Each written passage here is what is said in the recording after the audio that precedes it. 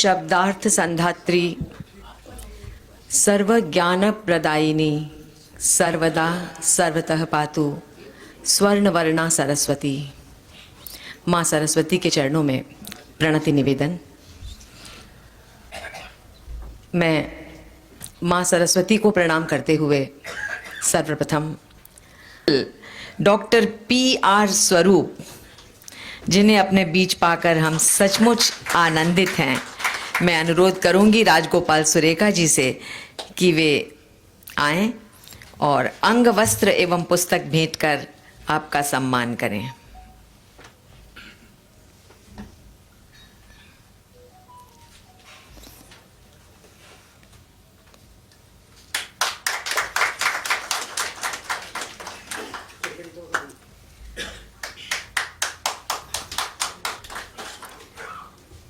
हमारे बीच एक ऐसा व्यक्तित्व। For the standard deliberations, we have a person whom I met, I think around 19 hours back, yesterday.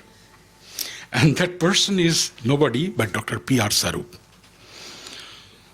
So what I found in him, what fascinated me, is the depth not only of his knowledge that is always there, not only of his expertise that is already there, but the way he deliberates with people. Each word carries tremendous amount of weightage. And for the young people, it is for them to decipher what he is trying to say for the welfare of this organization and as a blessing to the organization. So I will request Dr. P.R. Swarup, in his fantastic way of communicating with every level of people, to give for his words. Thank you. And of course, my profuse thanks to the person who can pull me out of wherever I am in the universe. That is my elder brother, like my Agraj, whose order is something which nobody could ever refuse. At least I can't dare to do that. It is quite some time that I was here in the same hall, and we were basically having a discussion with very enlightened people. There's something interesting about this seat, and that is that we have some of the finest thinkers, analysts, scientists, those who sit here, people from culture and arts, and it too has a history like this my city of Calcutta has. Let me tell you one of the refrains that I have, and that makes me feel slightly, I wouldn't call it inferior, because this too is my home, my elder brother lives here, and I can anytime walk in. The place is so fertile to really let the excellence grow here. May it be culture, may it be music, may it be law and order, orderliness, or sciences for that matter. I have many relationships with this city, and one of the most relevant relationship that I have, while Bhai Sahab was talking about the kind of great minds that have happened here, one name came to my mind, and it so happens that I have a third generation relationship with him. Sir C.V. Raman started things right here in Bengal.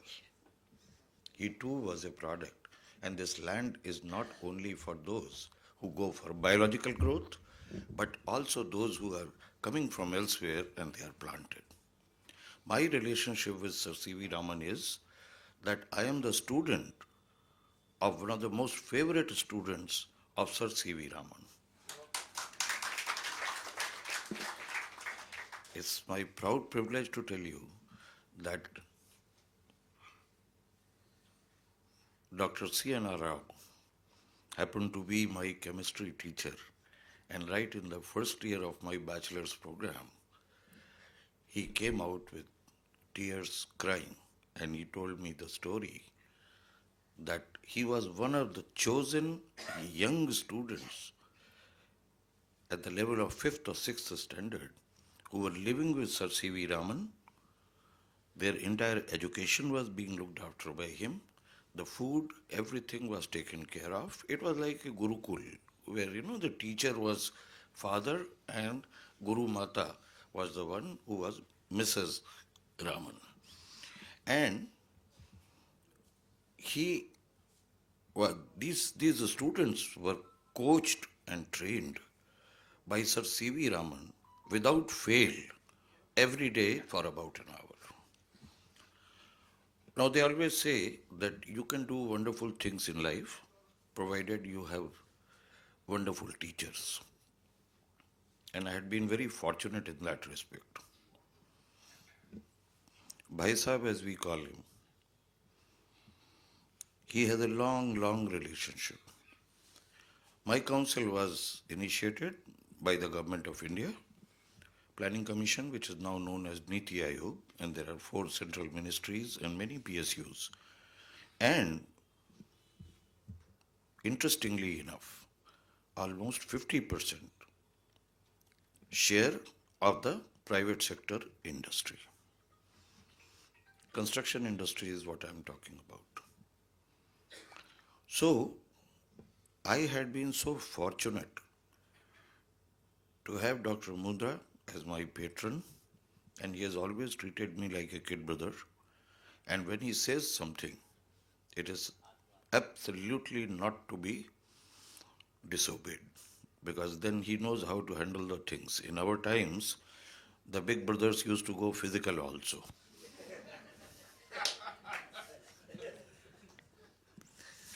And I'm mortally scared that you never know when exactly he is going to do that with me. All right? So I was just about to come on an official business here in Calcutta. And the regular routine is that when I'm coming to Calcutta or when he is going to Delhi or Rajasthan, which happens to be our place of origin. This is another coincidence that my ancestors came from city of Bikaner only. So those relationships are there. It's no more official. He has always been a member of Board of Governors of CIDC, and he has blessed us with wonderful ideas. And I keep on sitting with him, we brainstorm, we talk about wonderful things, and we do it. It's not always related to industry. It is related to our society. It is related to our youth. It is related to sciences. It is related to astrology, astronomy, and anything on the planet that one can think of. Because knowledge and wisdom is a multi-stream type of situation. It's been always a pleasure. So I have always considered him to be a mentor of my council and personal mentor of mine. So when he delivered this speech, the opening address, I was just trying to compare as to what he had been doing for last 30 years in all our events. And believe you me, he is a permanent fixture. Without him, I will not organize any event. He has to be there. Similarly, he also does the same thing. So I was just telling him, silently, after listening to him, this famous dialogue, Tiger Zinda hai. No matter whoever says how old he has gone, but he still has that kind of metallic touch. Let's give a big hand to him.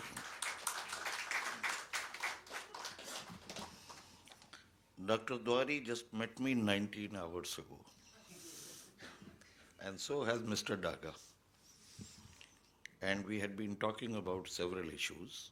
In fact, yesterday, we were talking, myself and Dr. Dwari, we were talking about how exactly are we going to go to conduct this program. And Bhai Sahib was very sternly telling me that you can't have more than 4 or 5 minutes, okay? Once you start, you don't stop. I said, peril is yours. You give me the dice, you give me the mic, and then I will only leave when I like. Okay?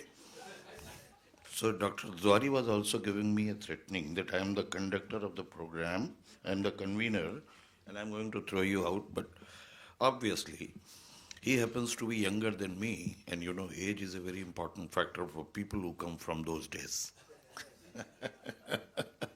So I said, you just wait and see what I'm going to be doing. Yeah? So it's a great fun being here, but I think on a serious note, I will always say that we engineers are actually applied scientists, which means that the basic fundamentals of science, which are so brilliantly developed in the laboratories and through deliberations and conferences and seminars, to make them practical, to really go out and let the masses get the benefit of it. There are numerous examples.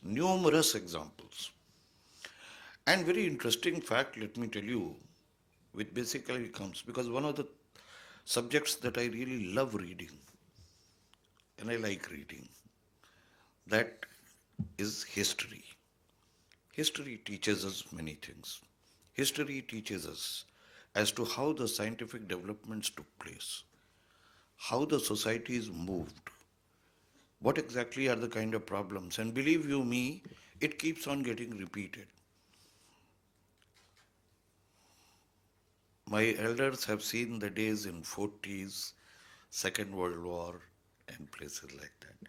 And that needed an ingenuity where the scientists and engineers, doctors, biochemists, even people who come from the any stream of science, they had to work in unison together. My message to all of us is, and that applies to me also. Of course, I have a benefit. I have a monitor who's sitting there and he keeps on reprimanding me if I miss the route anywhere. So, I'll just cite one example. We have a live problem in our hand.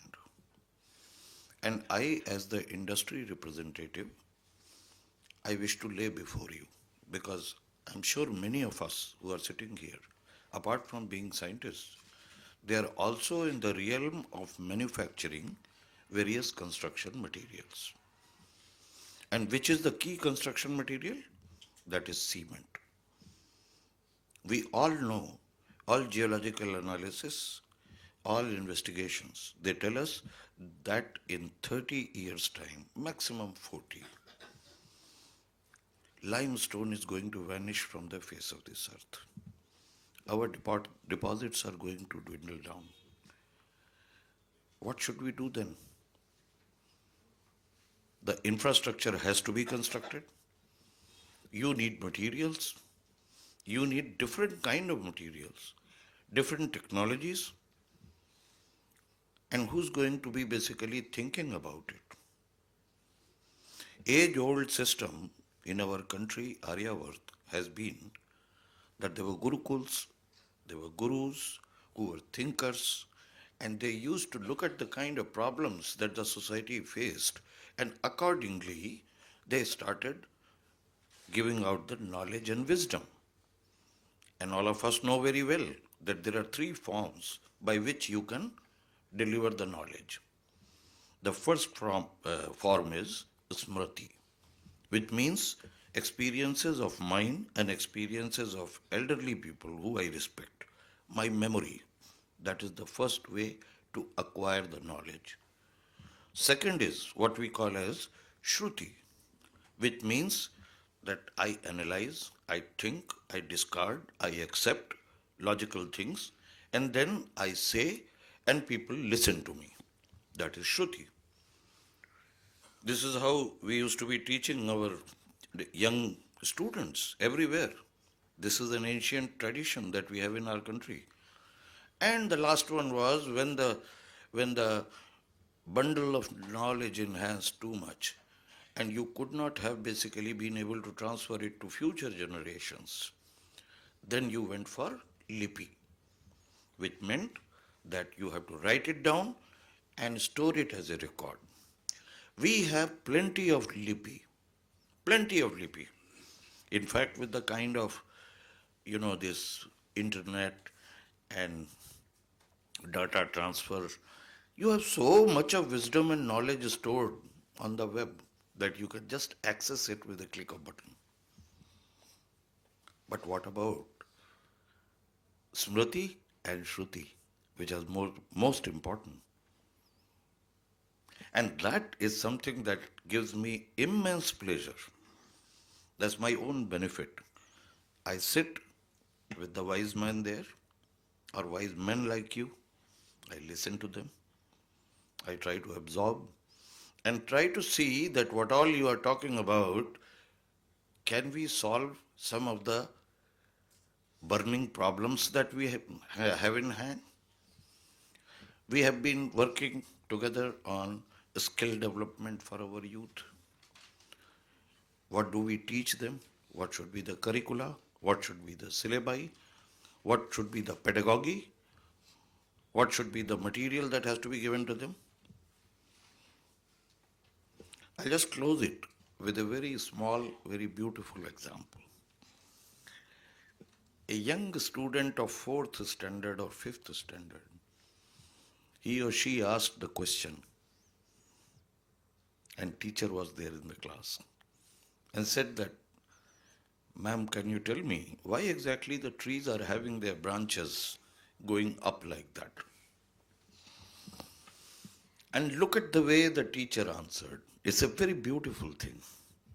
The teacher said that when you want a biscuit, you want a chocolate, you want a cookie, you go to your mama, and that cookie is kept on the shelf which is on the higher level. So the mama takes out the jar and you raise your hands to get the cookie. Trees are also like children. Sun gives them the food, and then that's the reason why they keep on having their branches